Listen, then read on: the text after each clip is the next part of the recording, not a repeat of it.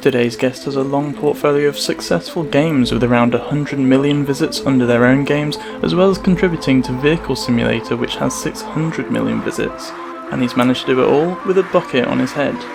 Let's find out how in today's episode as we go beyond the blocks.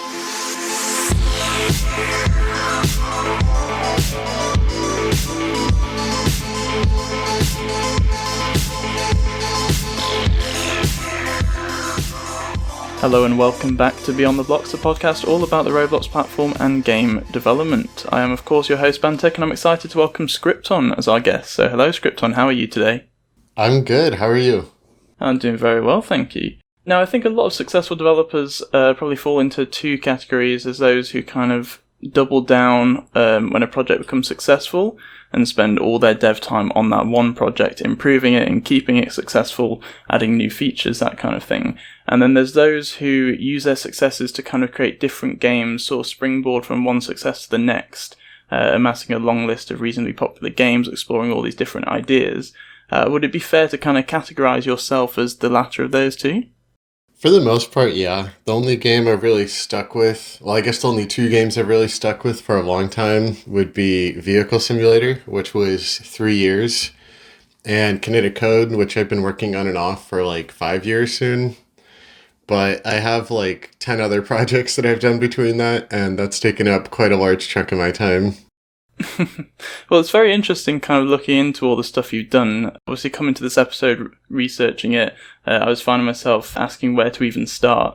So I think we'll start with probably an obvious question of what makes you continue to create new experiences even to this day on Roblox? It's fun, and I get paid, so I can't really ask for anything more. Well, you recently hit 12 years, I think, of developing. Is that all on Roblox? Yeah, I actually haven't developed much at all on other platforms or other languages or IDs or whatever. Roblox has had this explosive growth for like 5 years straight now, and I feel like I would be risking a lot and wasting my time by leaving the platform and doing other things. So I'm just sticking with it. Yeah, definitely. Well, I suppose you've invested 12 years so far. How much of that time was kind of hobby development, and how much has been full-time career mode? So I joined Roblox somewhere between 5th or 6th grade, and then I got my first DevX, I believe, freshman or sophomore year, like 10th or 11th grade or so, in school. And I like sort of started taking it seriously, but I still had school. And then senior year of my school, I started to take it really seriously, and I was staying up super late working, and that's when I started to kind of make a name for myself and get some of my more well-known projects out there. And then I went to college for a year after that, and then Roblox is like, hey, you should come intern. And I'm like, well, I'm not going to say no. So I quit college and I did that, and now it's like 4 years soon of just full-time Roblox dev. Like, this is my job, this is what I do. Awesome. I mean, how do you kind of keep track of all of your different projects? I assume it's a little bit easier without school in the background now. But yeah, how do you kind of keep track of it all? So I only work on 2 projects at a time. I found that if I do any more, I'm not really effective.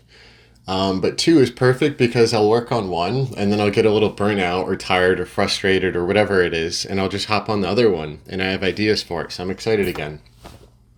Then the same thing happens maybe a few weeks, a few months later. I'm like, tired of this, burned out, want to work on something else, and I go back to the original project. And this way I can keep hopping between projects without having to like abandon anything.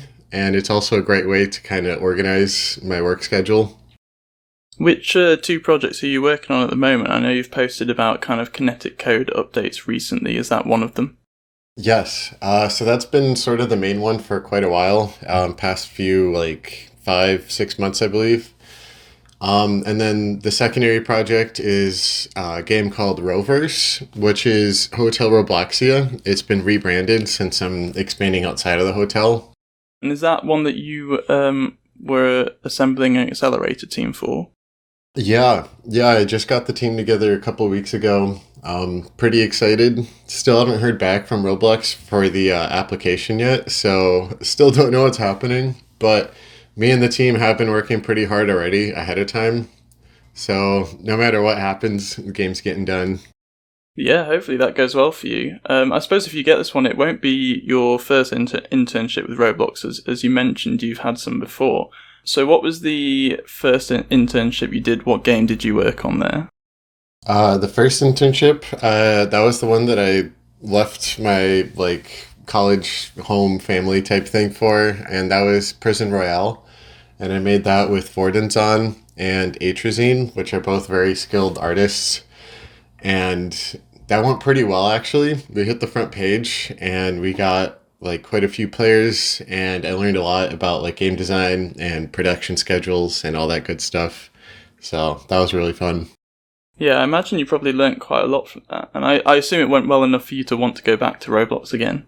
Yeah. Oh, yeah. So I had a second internship, but this time it wasn't an incubator. This time it was an engineering internship. And rather than making games, I worked on the Roblox engine platform itself.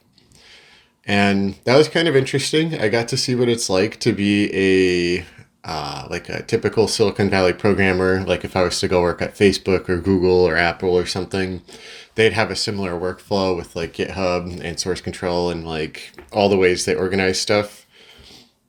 So it was a good learning experience, but overall I actually did not like it. You don't really get as much freedom because the engineering team decides what needs to get done. And that's sort of the end of it. And you can suggest ideas. They're pretty open. But for the most part, you have this job, you got to do it. But with game dev, you're I don't feel like working on the animations today. I'm going to go work on the UI. And so in that way, you kind of have more control. And I really miss that. And so I'm happy to have it again. Yeah, definitely. I suppose you're much more of your own boss when you're working on your own games. Yeah, I suppose that's it pretty much. I just like to be free. Will Kinetic Code and the other games still get updates during your Accelerator program? Yeah, I still have a couple pieces of content and some character improvements that I want to be making, so we still have stuff planned. Awesome, perfect. Well, let's talk a little bit more about Vehicle Simulator. Obviously, you said that you'd spent quite a few years on that. That was probably your most kind of serious and long-term project. Historically, Roblox ran kind of a lot of sponsored events back in the day. Now they tend to be a bit fewer and further between. But those events would involve an external sponsor making a deal with Roblox, who would hire a bunch of developers from the platform to either make a game or items relating to the sponsorship. I suppose the Wonder Woman one recently is probably a good example of that. But then in 2019 there was kind of a really interesting shift when Vehicle Simulator was the first game on Roblox to have a hugely popular external sponsor, Hot Wheels, without it being part of an official Roblox event. What was it like kind of working up to that event, and how did it feel to be part of the first game to prove that developers could get sponsors like this? It was pretty cool. The way we actually got into it was SimBuilder was at RDC. I believe it was 17 or 18. And one of the guys from, what's their name? What's the guys that, Mattel is the biggest toy company, I think in the world. And they ended up selling some, they own Hot Wheels basically. And they were like, hey, you guys make car games and we sell car toys. What if we did something together? And SimBuilder was like, yeah, it's a dream come true. And it was awesome. We just got to include some of their cars, some of their ramps. They gave us marketing. We gave them marketing. Everyone was pretty happy. Yeah, but I think it was a really interesting kind of development. It was definitely a role model to other developers that they could aspire to do that kind of thing in the future. And I know that after that, Adopt Me had a Scoob sponsorship, which was promo for a movie release, and I think a couple other games have had some smaller sponsorships. Do you think kind of these external sponsors are a good thing for the platform, and that we'll see more events like this across Roblox in the future? Yeah. Roblox's old method, which I don't know if this is 100% correct, but I think I heard something about them saying that it just didn't scale well. It was a nightmare because they'd have a ton of sponsors and then a ton of games and they have to do all this work. But now the sponsors are just yeah, hey, you specific game, here's my deal. And there's no middleman now. And Roblox doesn't have to get involved. And so everything just works faster and better. And it just feels like the way things should be. Because, like, if you go on YouTube, for instance, and suppose you have someone like PewDiePie and he gets a sponsorship from like Razer or something. Razer doesn't go through YouTube to get to him. Razer just emails him. YouTube couldn't possibly keep up with those sponsorships if they had to be the middleman for every single YouTuber. So I think it's the natural way to progress. Yeah, definitely. I think scalability is an interesting point because when robots were running those sponsorship events quite regularly, you'd only really have one at a time. And I suppose for an entire platform, if you want to grow, like you said with the YouTube example, you can't really just have one sponsor. So yeah, it should be a good thing, I think, for all developers. Yeah, definitely a good thing. Now, in addition to the public games that you've made that people can play, you also sometimes share the results of various demos and tests that you're working on. I've definitely seen some recent ones of your rendering system. Is that just for fun, or is there any long-term goals there, such as a feature for one of your games? Right, so that has been a passion project of mine. I've been working on and off with this awesome programmer. You may have heard of him, Cersei Fenner. And basically, we want to make a detailed, really good looking, and hopefully somewhat fast rendering system inside of Roblox Studio. We haven't really announced this yet because we don't have a timeline. We've just been waiting for Roblox to make improvements to make it more possible.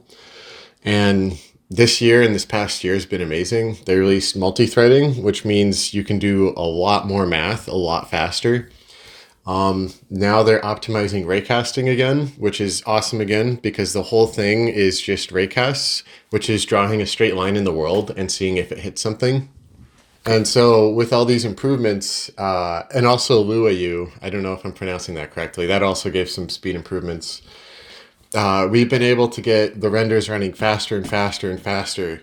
And soon we may get to the point where, you don't have to wait all day for a really good render. And then I'm also working on an AI aspect, and basically you can run a lower quality version of the render, and maybe that takes a quarter of the time. And then with a little bit of extra processing power, the AI can make that look like a really good render. And that would be another way we can speed up renders. And right now we have a really good framework, a good system that can make these renders, but it just takes so long. And once we get the user experience figured out, which is going to be a plugin that we'll probably ask people to pay for, and we get the speed figured out, we want to release it. Because, this rendering system, for anyone who doesn't really understand kind of rendering things, essentially it's just kind of bouncing light off objects to the camera or possibly from the camera back to the light source, essentially, isn't it? Yeah, it's raycasting, as that term's gotten pretty popular lately. It's exactly what it is. And the goal is, instead of having to figure out Blender or pay an artist or, do something complicated or expensive, you can just get our plugin. You pay like a small fee for it once, and now you can make your awesome, like, one of the use cases we thought of was, oftentimes people ask for renders of their character. So we're going to have some preset scenes.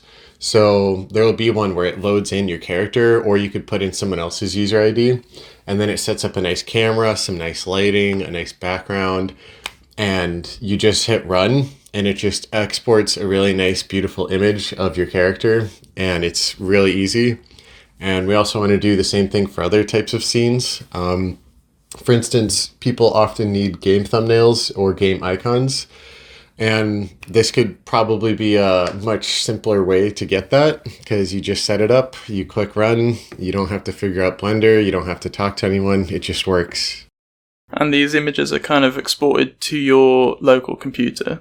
Yeah, so we are going to give an option to download a client, which lets you export it, but I think the easiest way would be to actually show the user the render on their screen.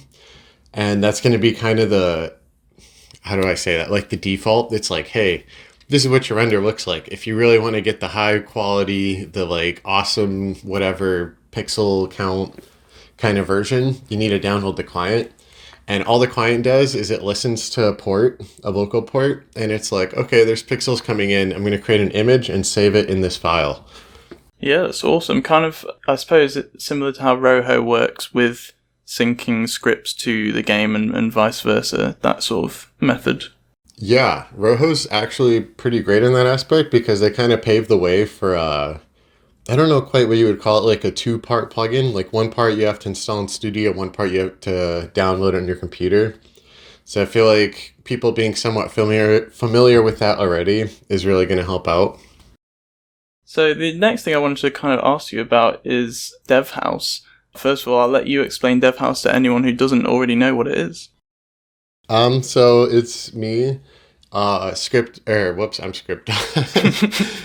It's me, Widgeon, also known as Connor, Austin, also known as Lowcard, Beverly, and soon we're going to be adding a couple new members. Andrew, Breza, as some people know him, and Evil Artist, or Vivian.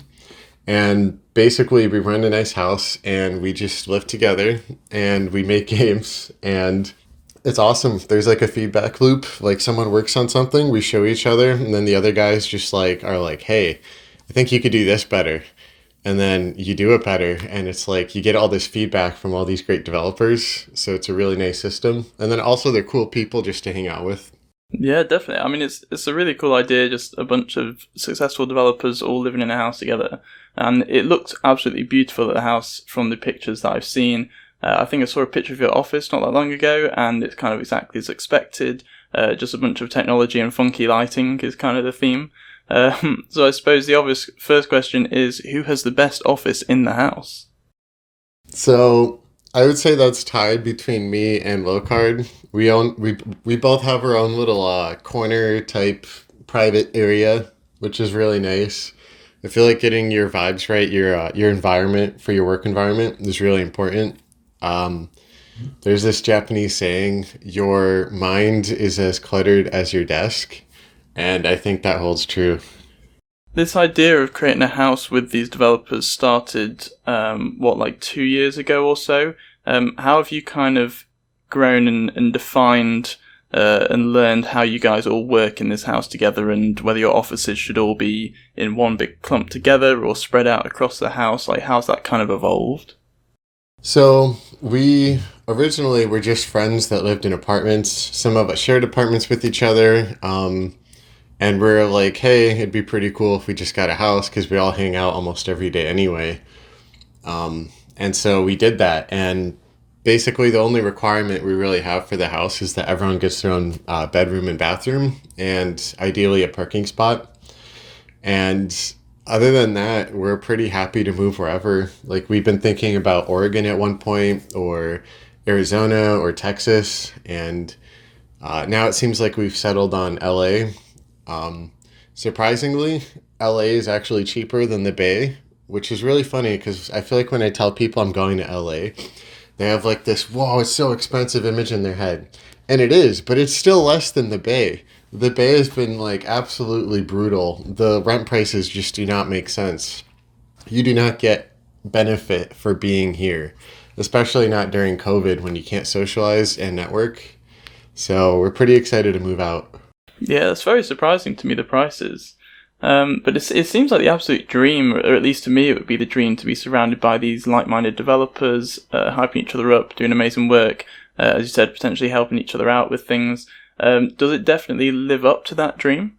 Yeah, it's awesome. The social part, like you mentioned, is huge. That's actually why we're moving to LA. We have some friends at Red Manta. Alex Hicks, what's his name? Abstract Alex. And Usering, also known as Adam, are over there, as well as Nicholas from Murder Mystery. And Gigs 4D, they have their own little house, so we're moving out there so we can be closer to our friends. And, you know, COVID's been kind of lonely. Can't really do too much seeing around, traveling or whatnot. So just want to be with their friends. Yeah, that'd be nice. And you guys have some pets in your current house, don't you?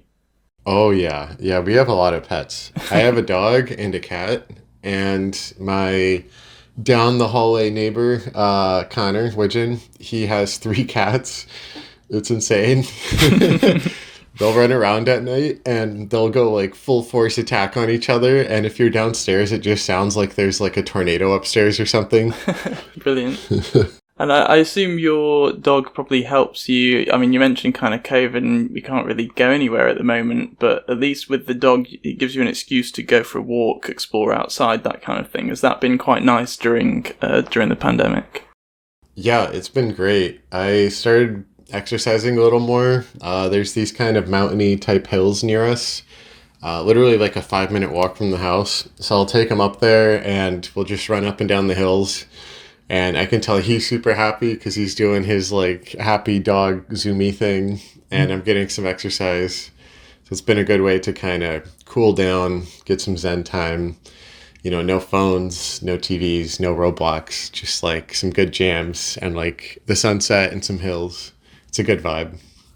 Yeah, definitely. I think a lot of people kind of have been struggling with working from home. I think a lot of Roblox developers and game developers are kind of used to the remote working a little bit, but obviously the rest of the kind of social life and going to the shops and stuff has kind of been cut down due to COVID. So it's nice to get out and explore the outside.